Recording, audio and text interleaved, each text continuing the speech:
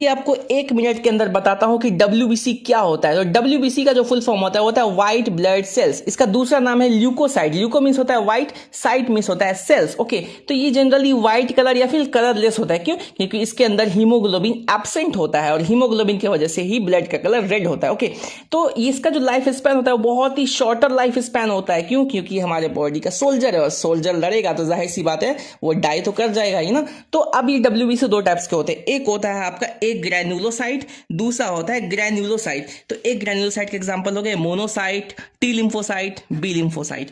ग्रैन्युलोसाइट के एग्जांपल हो गए इस्नोफिल, बेसोफिल, न्यूट्रोफिल। न्यूट्रोफिल्स, तो न्यूट्रोफिल्स जो होता है ये सबसे ज्यादा पाया जाने वाला WBC है, मोस्ट अबंडेंट WBC, जो कि टोटल WBC का 60 to 65% होता है, जो कि फैगोसिटिक होता है। मतलब ये जो भी फॉरेन एजेंट्स होते हैं, पैथोजेंस, उनको इंगल्फ कर लेता है। ओके, फिर है आपका बेसोफिल। बेसोफिल ये लीस्ट अबंडेंट, सबसे कम पाया जाने वाला WBC है। ये 0.5 to 1% होता है टोटल WBC के। ये क्या करता है? 3 केमिकल रिलीज करता है, हिस्टामिन, सेरोटोनिन एंड हिपैरिन। ये क्या करता है? इन्फ्लामेशन काउज करता है, इन्फ्लामेटरी रिएक्शंस को काउज करता है। अब है ईस्नोफिल। तो ईस्नोफिल क्या होता है? ये 2 से 3% ऑफ WBC होता है, 2 से 3% पाया जाता है।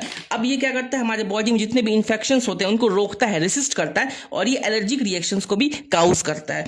फिर है आपका लिम्फोसाइट। लिम्फोसाइट टोटल 20 से 25% होता है WBC का। ये क्या करता है? इम्यून रिस्पॉन्स को जनरेट करता है। ये 2 टाइप्स के होते हैं, B lymphocyte and T lymphocyte. और इसी तरीके के अमेजिंग कंटेंट्स के लिए हमारे चैनल्स को जरूर। आपको बताता हूं कि प्लेटलेट्स क्या होता है। तो प्लेटलेट्स का दूसरा नाम है थ्रोम्बोसाइट्स। ओके, अब ये है क्या? ये आप समझो कि ये बोन है आपका, तो और बोन के अंदर होता है बोन मैरो। ओके, तो बोन मैरो के अंदर कुछ स्पेशल सेल्स हैं जिन्हें हम मेगा कैरियोसाइट्स बोलते हैं। ओके, ये बोन मैरो के अंदर कुछ स्पेशल सेल्स होते हैं। जब इनमें फ्रैगमेंटेशन होता है, मतलब फ्रैगमेंट्स में ये बट जाता है, तो ये क्या करता है? प्लेटलेट्स का फॉर्मेशन करता है। यानी कि हम लोग बोल सकते हैं कि मेगा कैरियोसाइट्स में जब फ्रैगमेंटेशन होता है तो प्लेटलेट्स का फॉर्मेशन होता है, प्लेटलेट्स का बनना होता है। और ये क्या करता है? प्लेटलेट्स का जो नंबर है आपको हमारे ब्लड में 1.5 लाख से 3.5 लाख, यानी 1.5 लाख टू 3.5 लाख पर मिलीमीटर क्यूब ऑफ ब्लड एक हेल्दी इंसान के अंदर होता है।